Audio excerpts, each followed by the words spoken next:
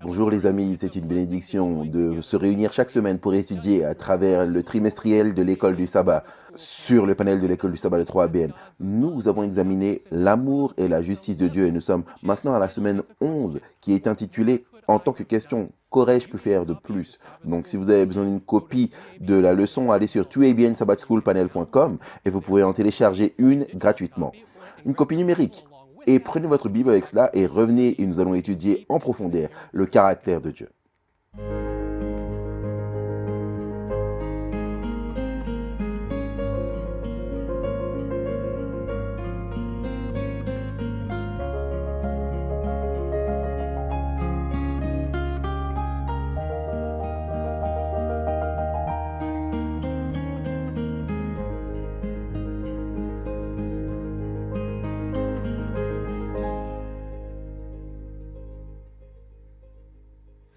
Bienvenue, amis, famille, frères et sœurs en Christ, enfants de Dieu, parce que c'est ce que nous sommes, unis par une expérience commune, la famille de Dieu, regardant le caractère de Dieu. Et ce trimestre, nous avons étudié l'amour et la justice de Dieu, pas seulement des concepts théologiques académiques secs, mais un Dieu vivant qui veut nous démontrer et nous remplir de son amour et de sa justice. Donc cette semaine, la leçon numéro 11 a pour titre « Qu'aurais-je pu faire de plus ?» Mon nom est Daniel Perrine et la leçon de dimanche sera « Christ, le vainqueur ». Et avant d'arriver à cela, présentons qui nous avons assis sur le panel ici aujourd'hui à ma gauche. Nous avons la sœur Shelly Quinn.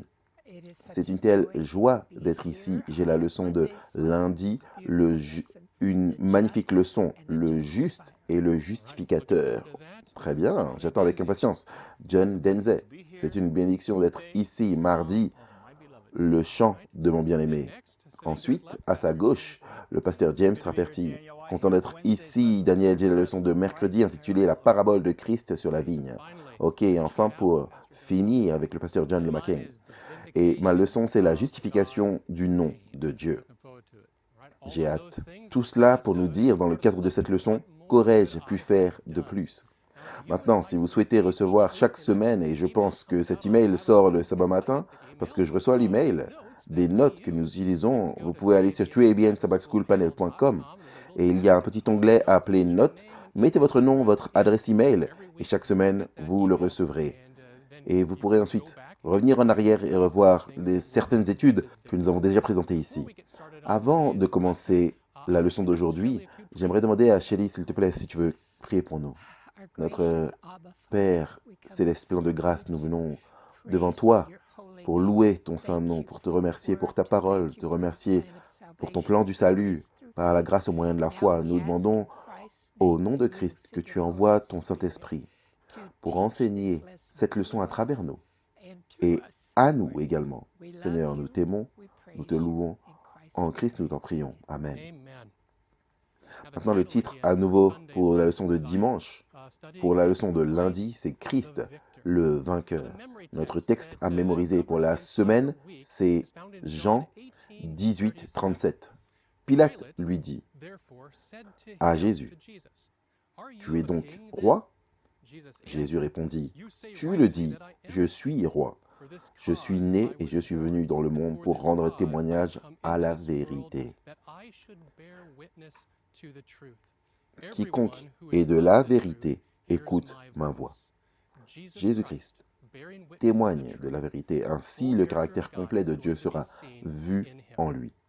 Maintenant, toute la leçon commence par raconter une histoire du magazine Guide, qui est la publication hebdomadaire de l'Église adventiste du 7e jour pour les juniors. C'est les enfants de 10 à 12 ans. Je me souviens avoir lu le magazine Guide quand j'étais jeune. Donc, parfois, pendant le sermon, je lisais les histoires qui étaient dans ce magazine. Et j'écoutais également. Et j'enseigne actuellement une classe de juniors dans l'église où je suis membre. Il y a donc beaucoup de bonnes choses chez les juniors, je peux vous le dire. Les juniors, entre 10 et 12, on regarde le magazine Guide, voilà pourquoi je parle des juniors. Les juniors ont un sens de la justice. Ils connaissent le bien et le mal. Ils peuvent dire quand quelque chose ne va pas. Leur petite antenne se lève et ils se disent « Ah non, ça c'est pas bien ». Même si c'est plus facile d'appliquer ce sens de justice à l'autre plutôt qu'à soi-même. Les juniors ont également un fort sens de la révérence et ils savent que la révérence ne s'exprime pas toujours en restant assis comme une pierre. Parfois, il y a un fort sentiment de révérence dans l'action. Maintenant, bien sûr, voici le problème, il faut que ce soit la bonne action et elle doit être au bon moment. Et c'est là que beaucoup d'entre nous ont du mal, les juniors et les adultes. Vous voyez, les juniors aiment faire des choses, ils aiment faire pour Jésus.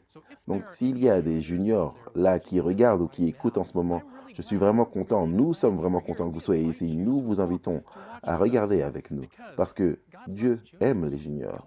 Il l'a toujours aimé et il les aimera toujours. Et les juniors sont une partie très importante de l'Église de Dieu parce qu'il y a beaucoup de choses, jeunes gens, que Dieu veut faire en vous et à travers vous pour amener ce caractère. Ça n'arrive tout simplement pas quand vous êtes adulte. Cet amour de justice, d'amour, ça commence maintenant, à cette minute même. J'aimerais que vous puissiez savoir que nous ne vous avons pas oublié en tant que juniors. Donc pour moi, pendant les 10 prochaines minutes, j'enseigne cette leçon comme si je le faisais à la classe des juniors. Parce que je sais que vous êtes là et que vous regardez. Certains d'entre vous qui regardent, je vous ai déjà parlé, je vous ai déjà rencontré et j'ai hâte de vous rencontrer encore. Cette histoire du magazine Guide qui introduit la leçon est celle d'un orphelin qui a été placé vivant dans l'Angleterre médiévale et il déteste le roi d'Angleterre de tout son cœur parce qu'il se souvient vaguement d'un jour où il n'était qu'un petit enfant. Il se souvient que les soldats sont entrés par effraction dans sa maison, ou du moins c'est ce qu'il semblait, et l'ont arraché à sa maison, puis l'ont emmené quelque part et il n'a plus jamais revu ses parents. Le fait est que plus tard, beaucoup plus tard, il se rendra compte de ce qui s'est passé. Il comprendra qu'il y avait une maladie qui faisait rage à cette époque et elle s'appelait la peste noire, la mort noire ou la peste bubonique. Et afin de le protéger, pour l'empêcher de mourir lorsque ses parents ont eu cette maladie, on l'a retiré de sa maison et cela lui a sauvé la vie. Donc, quand il a compris cela, il a finalement pu laisser tomber toute la colère qu'il avait ressentie envers le roi. Vous voyez, c'est comme ça que beaucoup de gens se sentent à l'égard de Dieu. Ils regardent Dieu, ils se disent qu'il leur a enlevé quelque chose qu'ils aimaient et qu'ils ne comprennent pas la raison pourquoi Dieu fait certaines choses qu'il fait. Question, est-ce que Dieu se soucie vraiment de vous? Ce n'est pas juste une question que les adultes se posent, c'est une question que les jeunes également se posent parce qu'il y a beaucoup de choses qui semblent aller mal dans notre vie et est-ce que Dieu se soucie vraiment de nous? Dieu va-t-il m'aider à gérer les problèmes dans ma vie? Je vous raconte une histoire quand j'étais en 5e année, c'était l'âge des juniors et je me souviens, il y avait un programme d'église à l'école et je traînais avec mon ami de la rue, je me souviens clairement de lui, il s'appelait Corée. Et on était à l'extérieur du bâtiment et il était un peu insolent avec certains des enfants du quartier parce que notre école est juste au milieu de la ville. Il était un peu insolent avec ses enfants et il y avait un va-et-vient entre eux. Et puis soudainement, il a disparu comme par hasard. Et tout d'un coup, et je ne sais même pas comment il a fait, mais tout d'un coup, j'étais le centre de l'attention. Ils ont commencé à se rassembler autour de moi comme s'ils voulaient me frapper. Mon frère était là également. Et il était plus intelligent que je l'étais. Il a reculé et a sauté dans notre minivan familiale et a verrouillé la porte. Moi, j'étais dehors et ces enfants convergeaient autour de moi sur le point de me frapper. Quelqu'un a dû entrer à l'intérieur du bâtiment et dire ce qui se passait parce que juste à ce moment-là, j'avais peur pour ma vie honnêtement. Juste à ce moment-là, l'un des hommes de l'église, 2 personnes en fait, se sont présentées. Il respirait un peu fort comme si il était vraiment sérieux et il était prêt à mettre un terme à tout cela. Et l'autre personne qui est venue, c'était en fait ma mère. Elle marchait avec une canne à ce moment-là, je me souviens, elle est sortie avec cette canne en l'air et là, les choses allaient être vraiment sérieuses.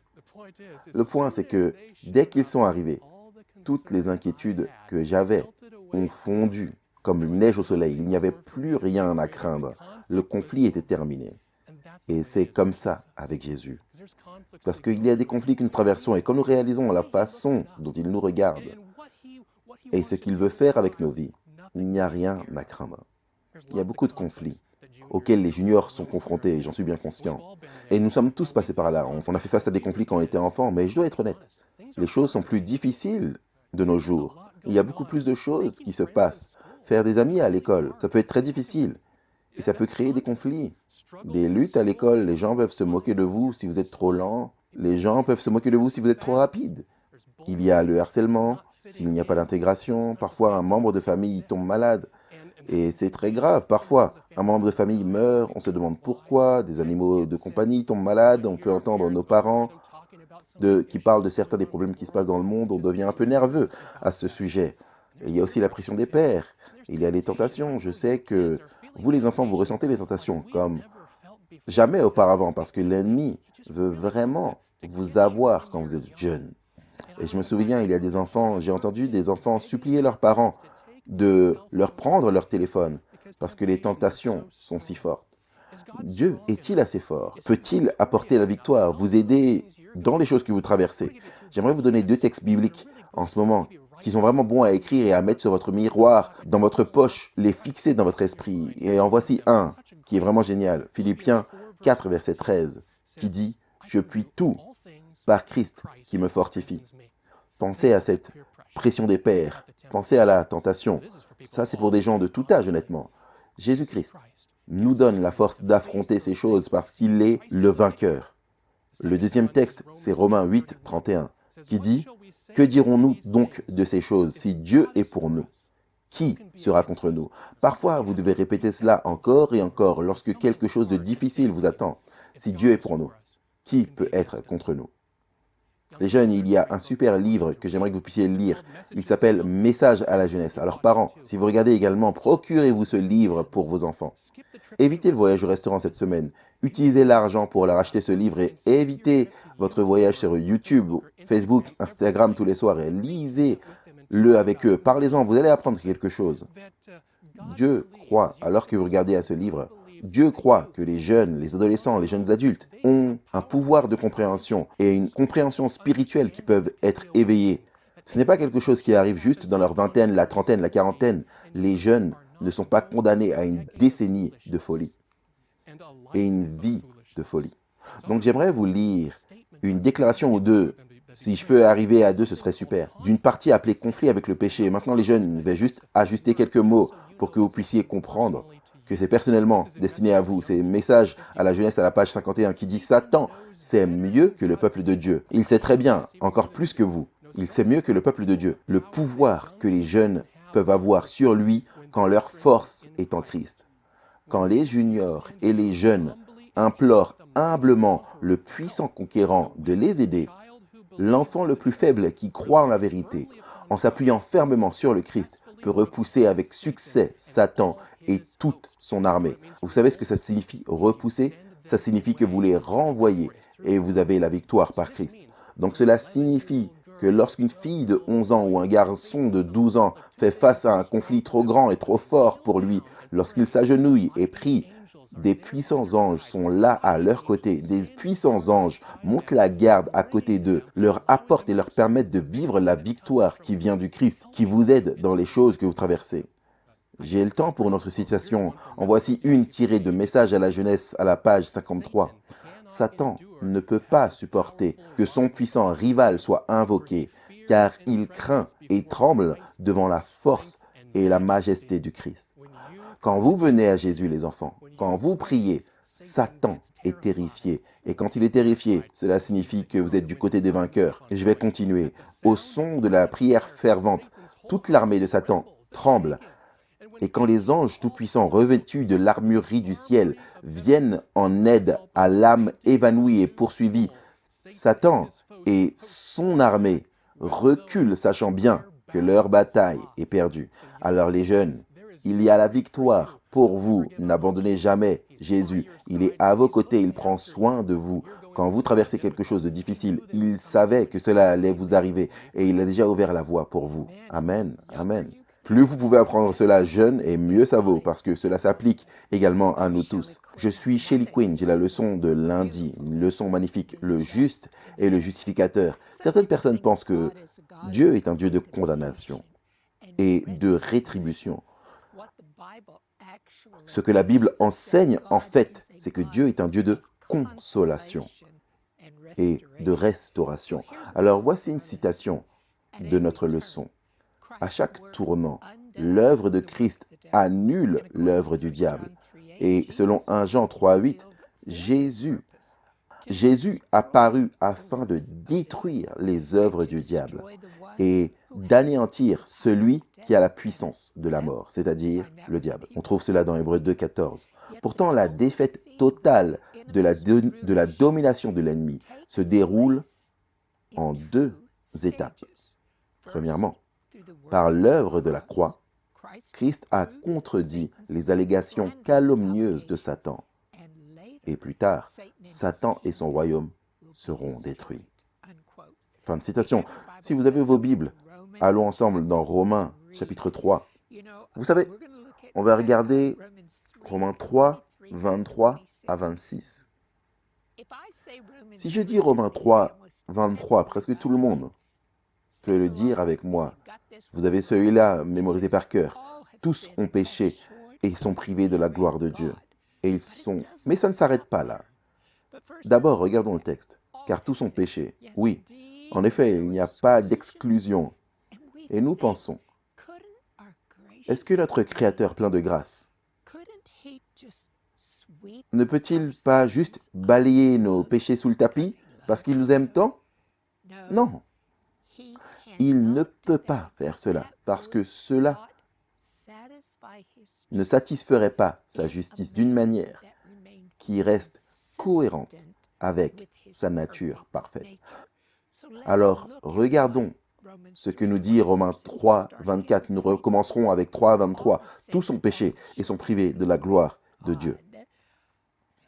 Romains 3, 24. Étant justifiés gratuitement par sa grâce, par le moyen de la rédemption qui est en Jésus-Christ. Nous ne devrions jamais nous arrêter à Romains 3, 23.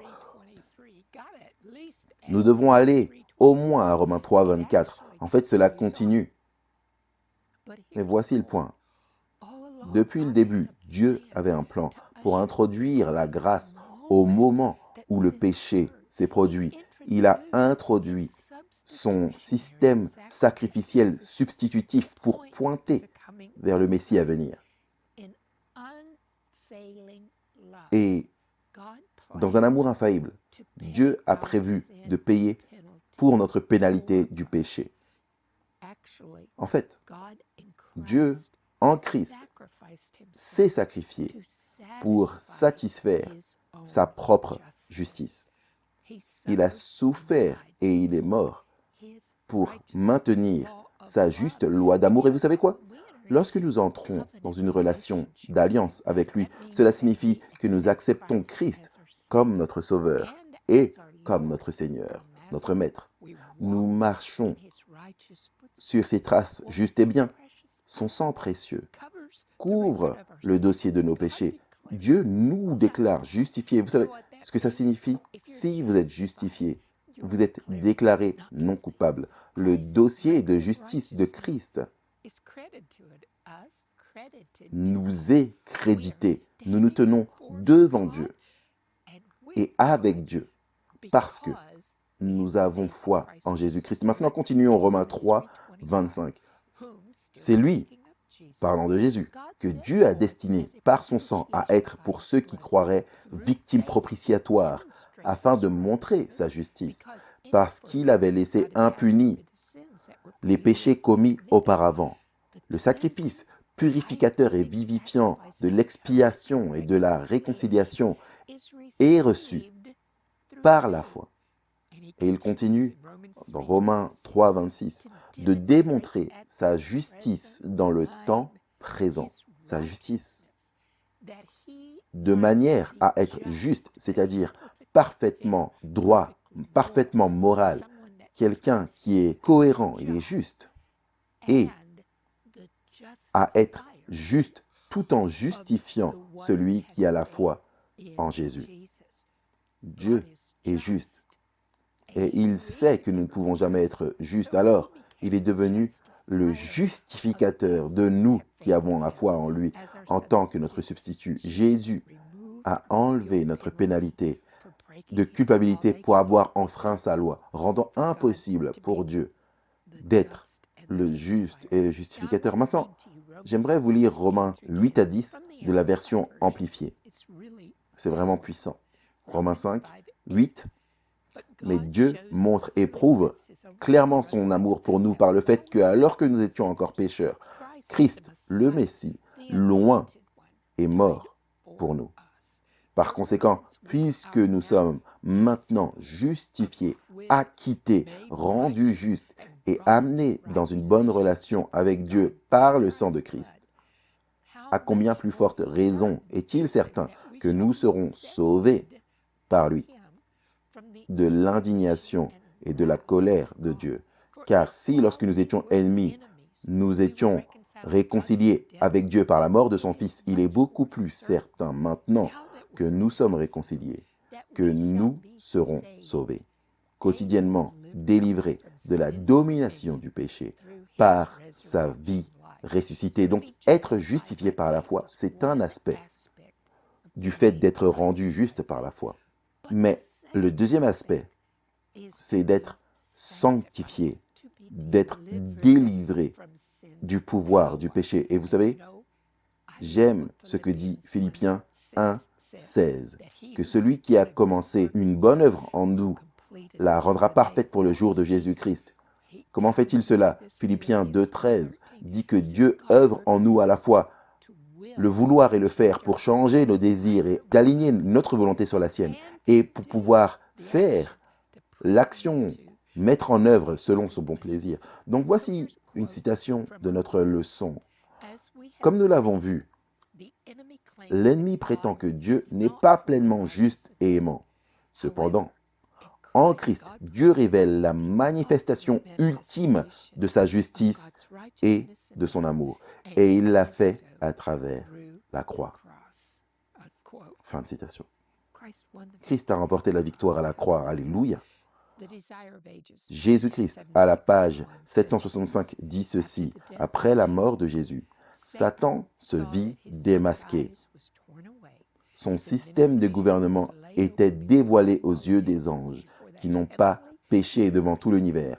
Il s'est fait connaître comme un meurtrier en versant le sang du Fils de Dieu. Il avait perdu les dernières sympathies des êtres célestes. Ce que j'aime, c'est que dès que le péché entre dans le jardin et que Dieu vient dans Genèse 3:15 et a annoncé son alliance éternelle, voici ce que dit Apocalypse 10:12.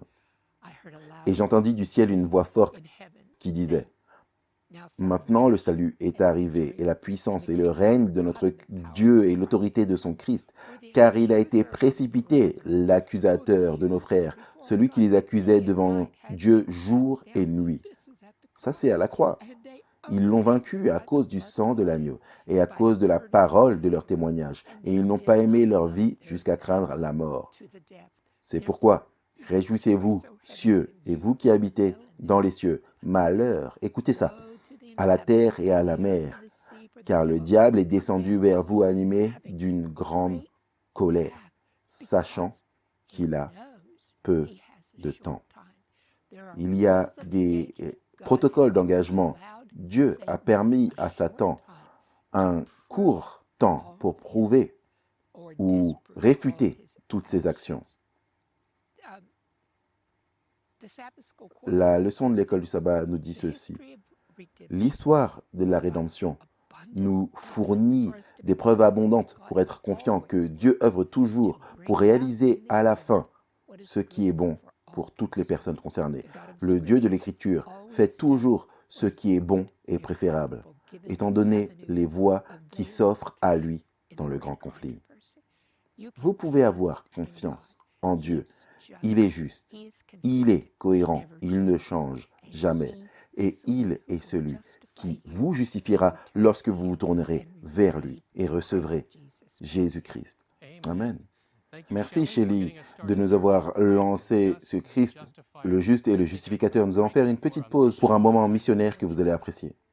Bonjour, je suis Greg Morricone et je suis si heureux que vous m'ayez rejoint pour le moment missionnaire de Tuaibien. Nous avons parlé de Meg, qui a quitté l'Église catholique à un jeune âge, des années plus tard. Des années plus tard, elle a écouté la voix de la prophétie sur son trajet pour aller au travail. Enthousiasmée parce qu'elle apprenait, elle a essayé de partager ces nouvelles vérités bibliques avec ses amis chrétiens. finalement, pour n'arriver qu'au fait qu'on lui dit qu'elle avait tort. Et elle a donc commencé à visiter d'autres églises. Un jour, un parfait inconnu lui a donné un exemplaire de la grande controverse, qui lui expliquait l'histoire du christianisme et qui a ravivé son désir de plus de vérité. Lorsqu'elle a déménagé dans l'Oregon, elle ne pouvait que capter une seule chaîne télévision. Et est-ce que vous pouvez deviner quelle était cette chaîne? Vous avez raison, c'était 3ABN. À sa grande surprise, il parlait de la même chose qu'elle avait lue. Meg a rapidement trouvé une église adventiste du 7e jour et alors qu'elle est entrée, elle a entendu une voix qui lui disait « Tu vois cet homme là-bas? Il va être ton mari. » Nous aimons tous les fins heureuses et nous sommes ravis de vous annoncer que Meg est maintenant mariée à cet homme depuis 17 ans. Elle aime être mariée à quelqu'un qui croit comme elle et elle est également très reconnaissante que 3ABN était là. Cela fait toute la différence dans sa vie, comme pour d'innombrables personnes autour du monde. Je serai de retour la semaine prochaine avec un autre moment missionnaire de 3ABN. Que Dieu vous bénisse de manière spéciale. Ces moments missionnaires sont toujours encourageants. Et maintenant, nous pouvons passer à la leçon de mardi. C'est juste, la leçon de mardi, je m'appelle John Denzel. Le titre, c'est le chant de mon bien-aimé.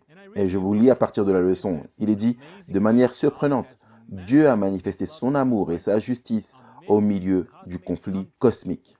Pourtant, certains pourraient demander, Dieu aurait-il dû faire plus qu'il n'a fait pour prévenir et ou éradiquer le mal? Nous avons vu un cadre de conflit cosmique qui indique que Dieu agit afin de respecter le libre arbitre nécessaire à l'épanouissement maximal des relations d'amour entre lui et l'humanité. De plus, il agit apparemment dans le cadre des contraintes morales ou des règles d'engagement. Dans le contexte d'une dispute cosmique sur son caractère qui ne peut être réglée que par la démonstration de son amour. C'est un message que nous voyons encore et encore dans les Écritures. Allons maintenant aux Écritures soulignées par la leçon Ésaïe 5, versets 1 à 4. Et la leçon qui est soulevée est la suivante. Qui parle dans ces versets? De qui parle Ésaïe? Quel personnage la vigne et le propriétaire représentent-ils? Quelle est la signification des actions du propriétaire envers la vigne? Quel est le résultat? On regarde Ésaïe 5, verset 1. « Je chanterai à mon bien-aimé le cantique de mon bien-aimé sur sa vigne. Mon bien-aimé avait une vigne sur un coteau fertile. Il remua le sol, ôta les pierres et y mit un plan délicieux. Il bâtit une tour au milieu d'elle, et il y creusa aussi une cuve. Puis il espéra qu'elle produirait de bons raisins. Mais elle en a produit de mauvais. Maintenant donc, habitants de Jérusalem et hommes de Juda, soyez juges entre moi et ma vigne. Qu'y avait-il encore à faire à ma vigne que je n'ai pas fait pour elle? Pourquoi, quand j'ai espéré qu'elle produirait de bons raisins, en a-t-elle produit de mauvais? Alors que nous regardons à cette parabole, nous pouvons voir ici qu'il y a le propriétaire de la vigne et à quel point le propriétaire de la vigne a œuvré dur. Il a déterré, enlevé les pierres, préparé le sol et il a planté la meilleure vigne. Et qu'est-ce qu'on devrait attendre lorsqu'on prend si bien soin de la vigne? Eh bien, on s'attend à une abondance de fruits et au meilleur des fruits. Mais selon ce que nous voyons dans cette parabole, aucun bon raisin n'est sorti, seulement des mauvais raisins. Pourquoi est-ce que le propriétaire a fait quelque chose de mal? Non, il a tout fait correctement. Il a fait tout ce qu'il était censé faire pour que les fruits soient succulents, délicieux et gros. Mais non, c'était une déception. Lorsque vous recherchez le bon type de raisin et que vous obtenez ces raisins sauvages, la leçon fait donc ressortir la chose suivante. Dans ces versets, Ésaïe chante un cantique sur son bien-aimé, une vigne. Le propriétaire de la vigne, c'est Dieu lui-même. Et la vigne représente le peuple de Dieu. Par exemple, Ésaïe 1, 8 et Jérémie 2, 21. Mais les implications ici peuvent également être étendues par rapport à l'œuvre plus large de Dieu dans ce monde. Pas seulement le peuple d'Israël, mais dans ce monde. Selon ces versets, le propriétaire de la vigne, Dieu, a fait tout ce à quoi l'on pouvait raisonnablement s'attendre pour assurer l'épanouissement de sa vigne. La vigne aurait dû produire des bons raisins, mais elle n'a produit que de mauvais raisins, que d'autres traductions qualifient de sans valeur. En fait, la formulation hébraïque ici pourrait être littéralement traduite par fruits puants. La vigne de Dieu a produit des raisins pourris. Mais pourquoi? Pourquoi? Est-ce que c'était la faute du propriétaire de la vigne? Non, encore une fois, il a fait tout correctement. Le problème était avec le fruit lui-même. C'était les meilleures vignes, mais nous voyons bien sûr que nous parlons du choix. Et le peuple d'Israël avait le choix. Il pouvait choisir d'obéir à Dieu, il pouvait choisir de désobéir à Dieu. Et ce que nous voyons, c'est que, malheureusement, cela a été fait encore et encore. Ils ont choisi de désobéir à Dieu. Et voilà pourquoi vous pouvez voir Dieu qui leur permet d'être assaillis par les Philistins, puis finalement déportés à Babylone. Regardons Ésaïe chapitre 5, versets 6 et 7. Regardez ce que Dieu a dû décider de faire. Bien sûr, il a donné du temps. Il dit, « Je la réduirai en ruine. Elle ne sera plus taillée ni cultivée. Les ronces et les épines y croîtront. Et je donnerai mes ordres aux nuées, afin qu'elles ne laissent plus tomber la pluie sur elle. La vigne de l'Éternel des armées, c'est la maison d'Israël.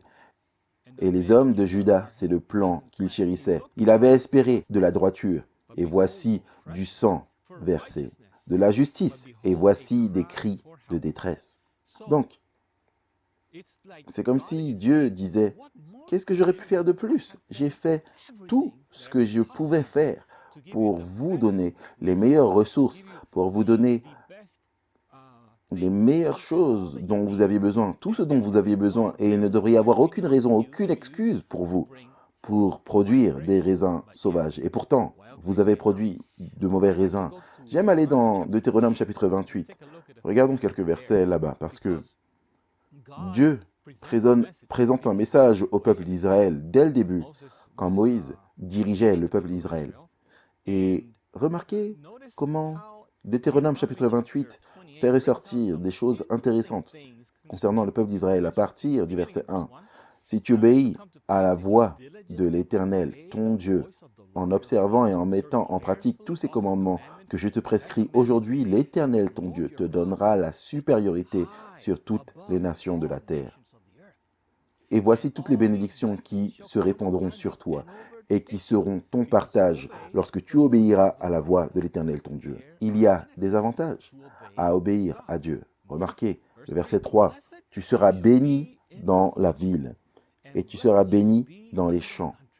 Le fruit de tes entrailles, le fruit de ton sol, le fruit de tes troupeaux, les portées de ton gros bétail et de ton menu bétail, toutes ces choses seront bénies. Ta corbeille et ta huche seront bénies. Tu seras béni à ton arrivée et tu seras béni à ton départ.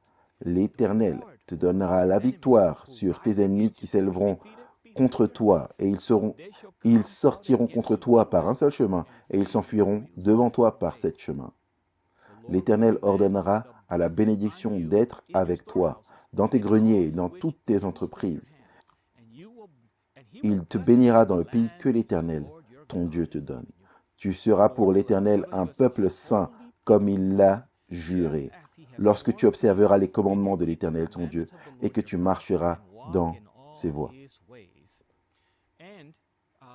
Et si vous allez dans Deutéronome chapitre 4, vous verrez que Dieu, vous voyez que Moïse leur dit, les autres nations viendront et diront, quel peuple merveilleux.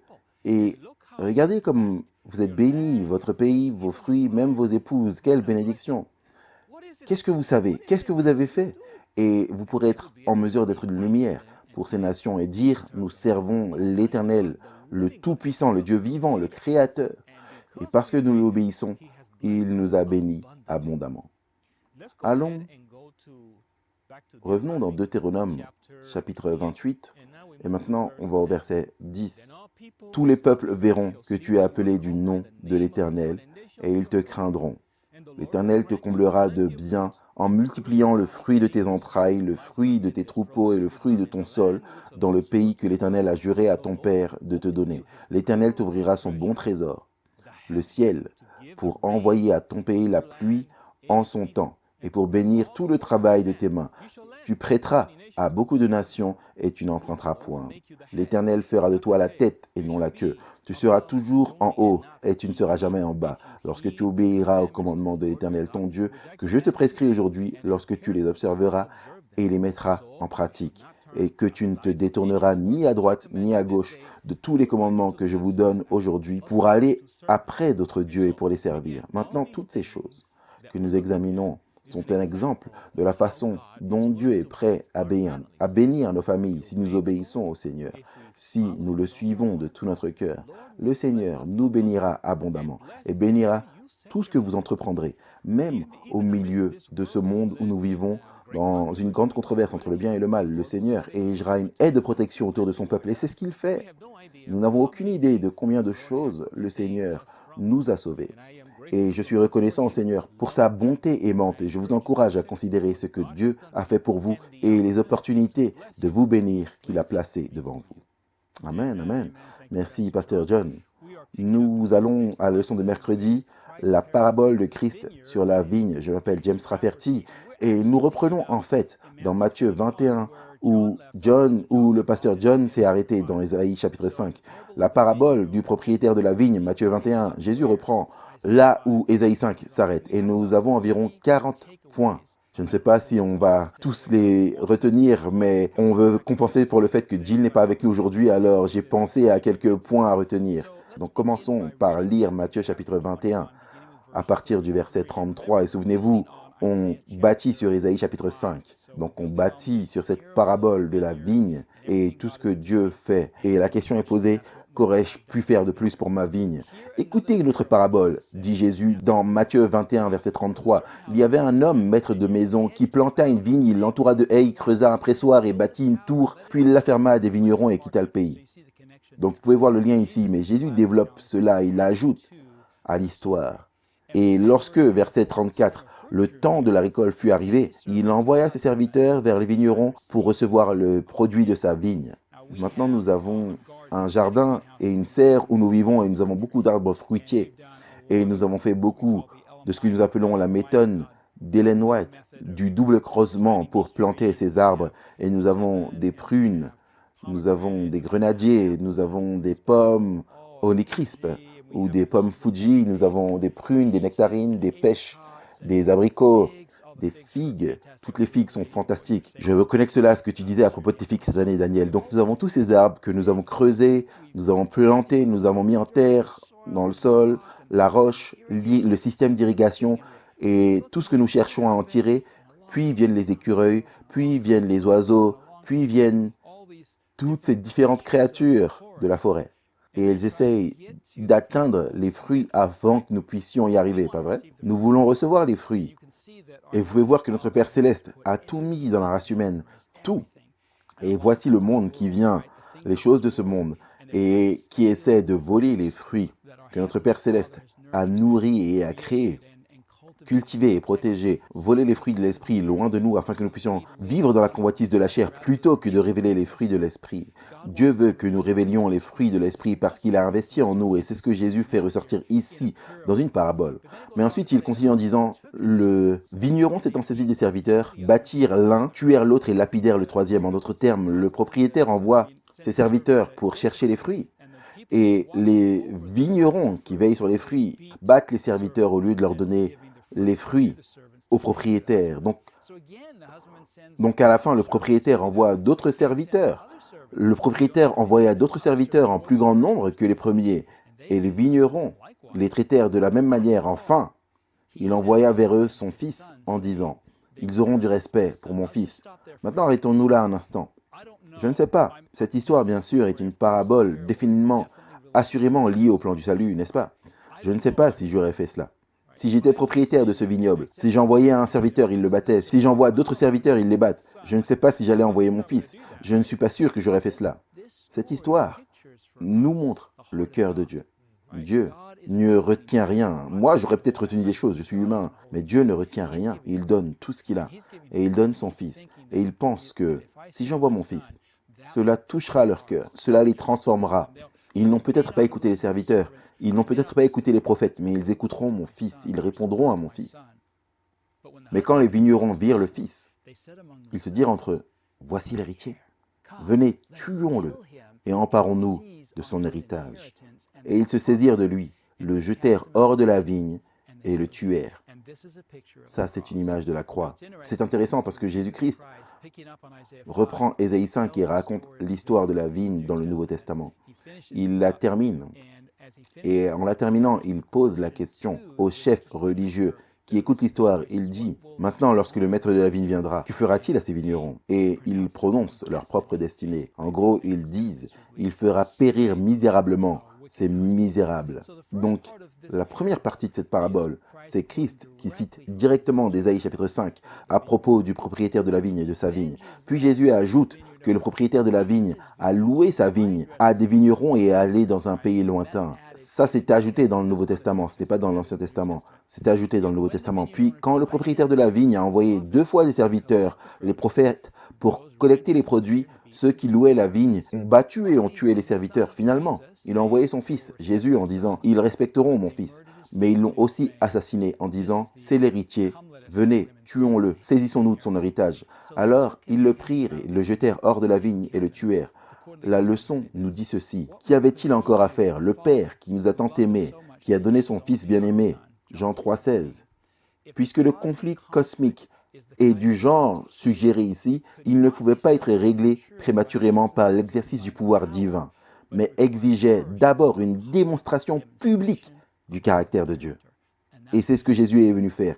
Il est venu pour nous révéler le caractère de Dieu.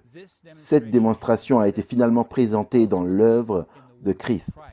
Romains 3, 25-26 et Romains 5, 8. Que demander de plus que Dieu, en Christ, se donne lui-même pour mourir pour nous, afin de pouvoir nous justifier sans compromettre en aucune façon sa justice et son amour parfait.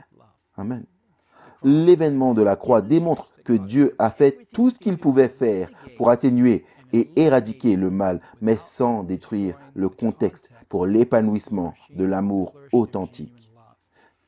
Donc, Dieu a fait tout ce qu'il pouvait pour détruire le mal, tout en nourrissant un environnement où l'amour véritable pouvait être cultivé. S'il y avait une avenue préférable disponible à Dieu, ne l'aurait-il pas choisi? S'il y avait une meilleure façon de faire? Ça, c'était la question de Job. Pourquoi fais-tu cela? Prends toute ta sagesse, toute ta force, et si tu peux trouver une meilleure façon de faire, je le ferai. Pour te sauver, je le ferai. Dieu est la source de notre sagesse. Vous savez, lorsque la Bible nous parle dans 1 Corinthiens chapitre 1, versets 29, 30 et 31, de notre justice. Je continue à regarder Shelly parce qu'elle peut me comprendre à l'insu. Plus que quiconque, la justification, la sanctification et la glorification. Il y a une chose qu'il ajoute à cela. Christ n'est pas seulement notre justification, notre sanctification et notre glorification. Christ est aussi notre sagesse. Il est notre sagesse.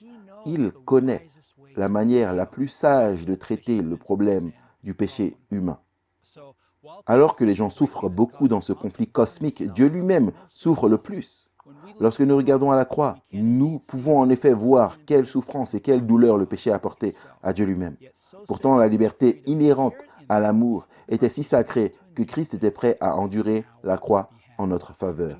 Et puis la leçon continue en lisant. Lisez Isaïe 53, verset 4. À qui étaient les souffrances et les douleurs que Christ a portées sur la croix?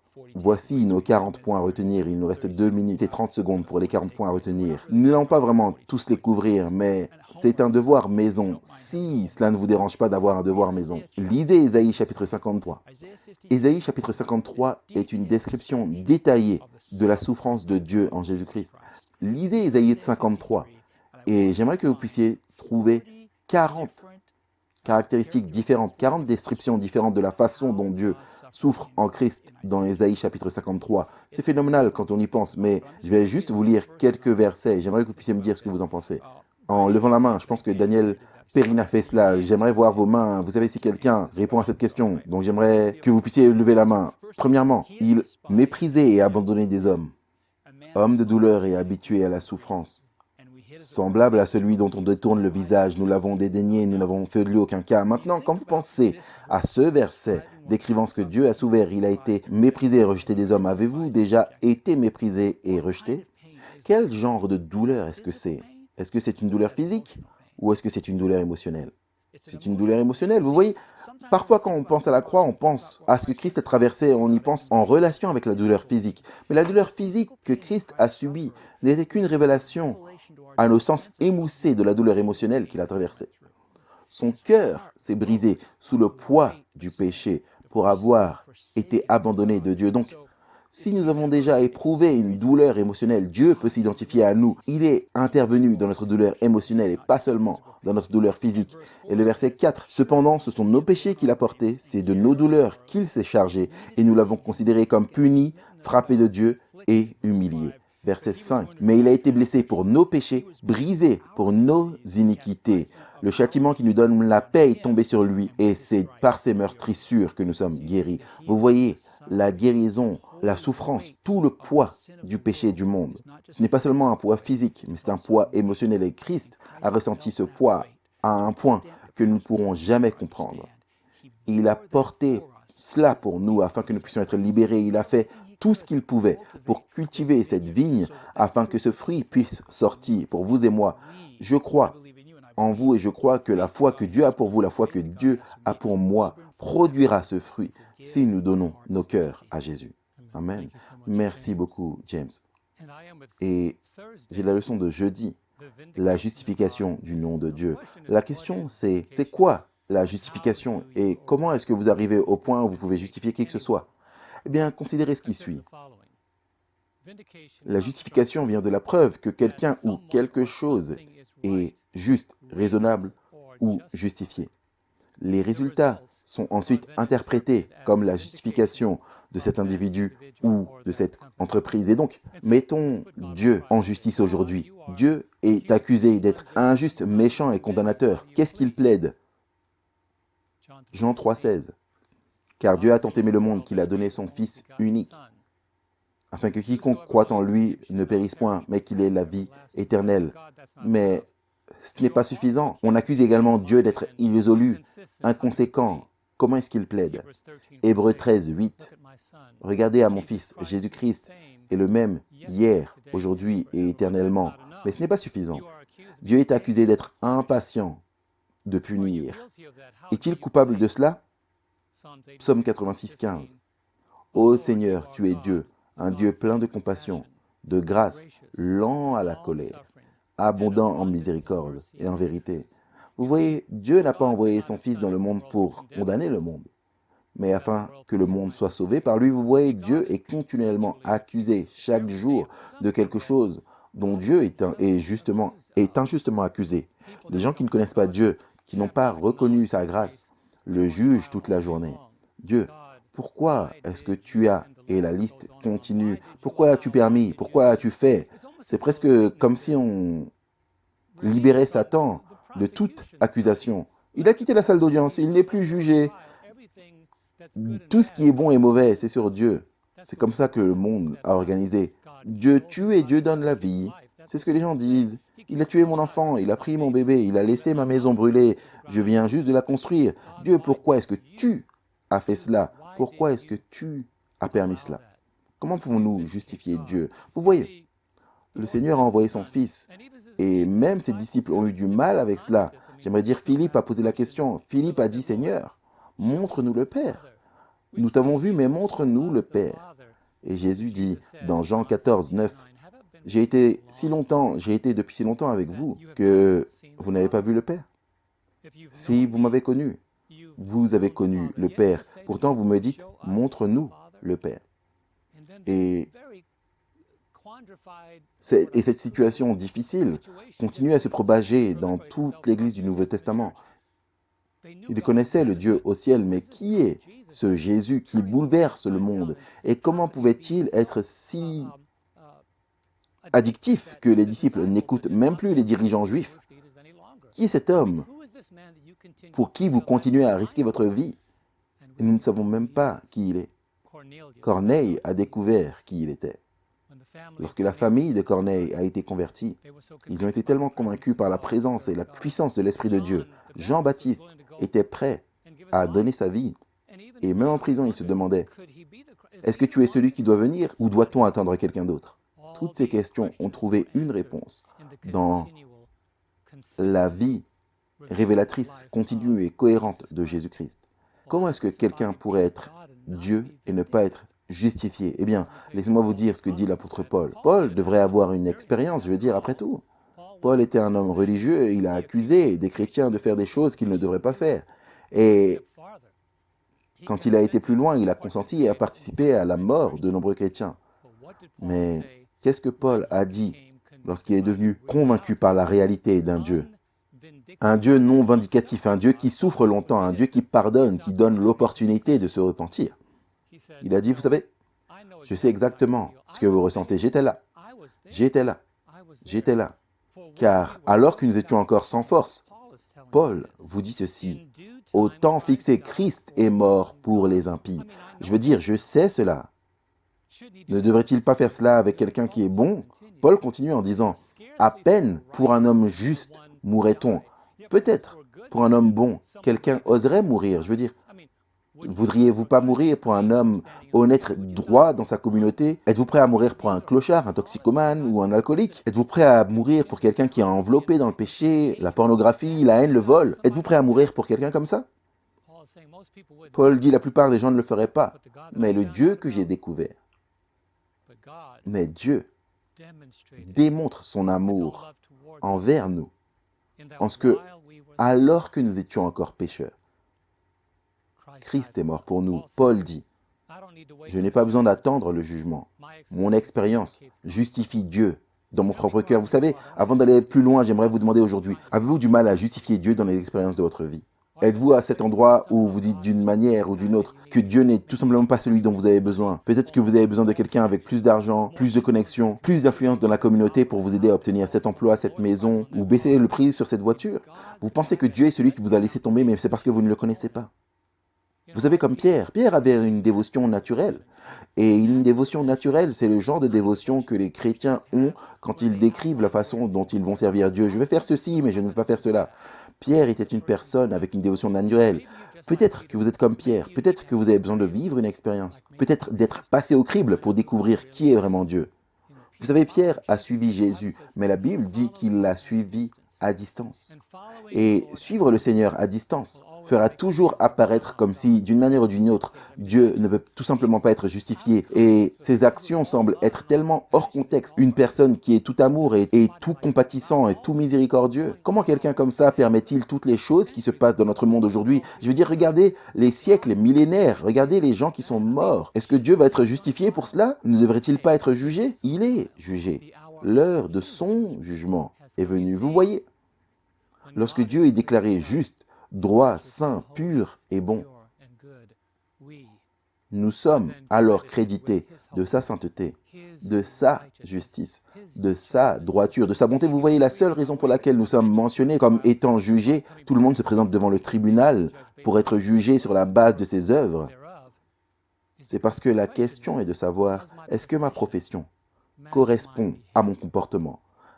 Dites-vous une chose et en faites-vous une autre. C'est le but du jugement pour nous. Ça commence avec la maison de Dieu, 1 Pierre 4, 17. Est-ce que la maison de Dieu justifie le caractère de Dieu? Vous voyez, le monde a besoin de voir des chrétiens qui disent au monde, c'est vraiment Dieu.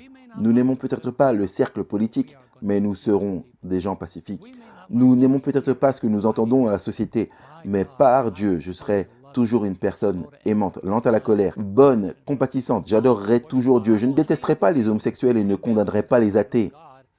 J'essaierai de leur montrer à travers ma vie qui est Dieu. C'est en cela que consiste la justification du caractère de Dieu. Et il ne nous a pas mis dans le monde pour chanter et prêcher des sermons, mais il veut que le monde voie qui est vraiment Dieu. C'est pourquoi Ésaïe le prophète le dit si merveilleusement dans Ésaïe 6. Lève-toi, brille, car ta lumière est venue, et la gloire de l'Éternel s'est levée sur toi. Voici, les ténèbres couvriront les habitants, les ténèbres couvriront le peuple. Mais la gloire de l'Éternel se lèvera sur toi, sera vue sur toi. Et que se passera-t-il à ce moment-là? Les rois viendront à la clarté de la lumière. Vous voyez, quand Dieu branche ce cordon quand le Saint-Esprit éclairera le monde avec la gloire de Dieu. Le nom de Dieu sera justifié. Les gens verront que cet homme qui a envoyé son Fils mourir à notre place pour payer notre prix, pour nous sortir d'une prison dans laquelle nous méritions d'être, alors le nom de Dieu sera justifié. Vous voyez mes amis, tout est une question de démonstration. Le Seigneur a démontré son amour de tant de manières. Voilà pourquoi Apocalypse parle de cela, Apocalypse 19, 5 et 6. Puis une voix sortit du trône disant, « Loué soit notre Dieu, vous tous ses serviteurs et vous tous qui le craignez, petits et grands. » Et j'entendis comme une voix d'une grande foule, un bruit de grandes eaux, et comme le bruit de puissants tonnerres qui disait, « Alléluia, car le Seigneur notre Dieu tout-puissant règne. » Oui, le Dieu juste, le Dieu qui justifie, n'attend pas que les mondes déchus le justifient. Il veut que vous soyez un exemple de la justification. Vivez-vous le genre de vie, même dans un monde troublé où vous êtes en paix? Vivez-vous le genre de vie, même dans un monde qui ne semble avoir aucune réponse? Mais lorsque les gens vous regardent, trouvent des réponses dans votre vie, dans vos paroles, vos actes. C'est ce que Jésus veut que nous fassions pour le justifier par la façon dont nous vivons. Que votre lumière brille, afin qu'il voie vos bonnes œuvres et glorifie votre Père qui est dans les cieux. Oui, aujourd'hui, mes amis, vous pouvez être la personne par laquelle Dieu est justifié. La Bible le montre très clairement que lorsque le jugement sera terminé et que toutes vos œuvres seront considérées comme insuffisantes pour vous faire entrer au ciel, vous pourrez dire « Tes voies sont justes et vraies. Tu es le Dieu puissant. Je suis justifié parce que tu as toujours été le Seigneur juste et fidèle. » Donc, est-ce que Dieu a besoin d'être justifié? Il l'est déjà. La croix est la preuve de cela. Amen. Merci à chacun d'entre vous d'avoir retracé les détails. C'est ce qu'il faut, tracer les détails du caractère juste et aimant de Dieu. Maintenant, les juniors, les enfants de tout âge, je pense que le message est clair et il m'a touché. Dieu est vraiment amour. Et on n'a pas fini d'en parler. Il nous reste des points à retenir sur la table et vous allez les entendre maintenant. Nous sommes tous pécheurs, nous sommes tous privés de sa gloire. Mais la bonne nouvelle, c'est que si vous acceptez Christ comme votre sauveur, la Bible dit que nous serons justifiés gratuitement par sa grâce, par la rédemption qui est en Jésus-Christ. Rappelez-vous que Dieu n'est pas seulement juste, il est le justificateur. Amen, amen. À la question, qu'est-ce que Dieu pourrait faire de plus? Je vous invite à considérer Jésus sur la croix, qui est mort pour vous. Et à vous poser la question, qu'est-ce qu'il pouvait faire de plus? Il n'y a rien de plus qu'il ne pouvait faire. Il a vidé tout le ciel afin que vous et moi puissions être sauvés. Amen, amen. Ésaïe chapitre 53 nous montre ce que Dieu a fait pour nourrir sa vigne. Et Dieu veut que nous puissions participer aux nutriments que nous pouvons trouver dans Ésaïe 53. Un autre point, est-ce que vous avez fait vos devoirs? Est-ce que vous avez trouvé les 40 points à retenir? Pas encore. Eh bien, mémorisez Ésaïe chapitre 53. Et alors que vous parcourez ces textes, pensez-y, méditez sur ces versets et sur la façon dont ils s'appliquent à Christ et sur la façon dont Christ peut se rapporter à vous. C'est juste, Paul l'apôtre a été confronté à la question de savoir comment justifier le Seigneur. Vous savez, il a discuté de la philosophie avec les Grecs et n'a pas vraiment aimé cela. Il a dit aux Romains, alors qu'il entrait dans ce débat sur la bonté de Dieu, il a dit, « Méprisez-vous la richesse de sa bonté ?» Romains 2,4. « Sa patience, ne sachant pas que la bonté de Dieu vous conduit à la repentance. » Aujourd'hui, alors que vous pensez à la bonté de Dieu et à la façon dont il a été bon envers vous, permettez à votre vie d'être le lieu où Dieu est justifié. Amen. J'aime un bon devoir biblique. Alors, pasteur Rafferty, je vais faire mes devoirs et je sais que tout le monde le fera aussi. La question du titre de cette leçon, c'est « Qu'aurais-je pu faire de plus ?» Voici ce que j'ai retenu de cette semaine. Dieu nous donne une puissance victorieuse. Il nous donne la justification sans compromettre sa justice. Il nous donne les meilleures ressources afin que nous puissions nous épanouir. Il nous donne tout par le don de son Fils et il le fait avec une sagesse parfaite. Il se révèle patiemment lorsque son caractère est mis à l'épreuve. Il démontre cela. Rejoignez-nous la semaine prochaine pour étudier la leçon 12, l'amour et la justice, les deux grands commandements. Prions ensemble. Notre Père céleste, nous te remercions de nous avoir donné plus qu'assez. Tout ce que tu pouvais déverser du ciel, de ton cœur aimant, tu nous l'as donné en tant que cadeau et nous acceptons ce cadeau, du plus jeune au plus vieux, au nom de Jésus. Nous te prions. Amen.